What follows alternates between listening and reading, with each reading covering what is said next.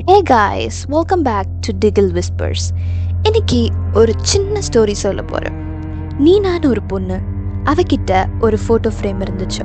அதில் அவளும் அவ தம்பியும் ஹாப்பியாக இருக்க மாதிரி ஒரு ஃபோட்டோ இருந்துச்சு. அவளுக்கு ரொம்ப பிடிச்சமான அந்த ஃபோட்டோவை தான் தினமும் காலையில் பார்த்து அவளுடைய டேவை ஸ்டார்ட் பண்ணுவாள். அன்னைக்கு ஒரு நாள் அந்த ஃப்ரேம் எம்டியாக இருந்துச்சு. அவள் எதுவும் பெருசாக எடுத்துக்கல. ஆனால் அதே அன்னைக்கு ஈவினிங் அவள் தம்பி ஸ்கூல்லேருந்து வீட்டுக்கு வரல. ஃபோன் ஸ்விட்ச் ஆஃப், மெசேஜ் எதுவும் இல்லை, யாருக்குமே எதுவுமே தெரியல. அன்னைக்கு நைட் அவளுடைய வார்ட்ரோபை ஓப்பன் பண்ணும்போது அவளுக்கு ஒரு ஃபோட்டோ கிடைக்கிது. ஆனால் அது கிழிக்கப்பட்ட நிலையில் இருந்துச்சு. அந்த வார்ட்ரோப்குள்ளே யார் வச்சிருப்பா?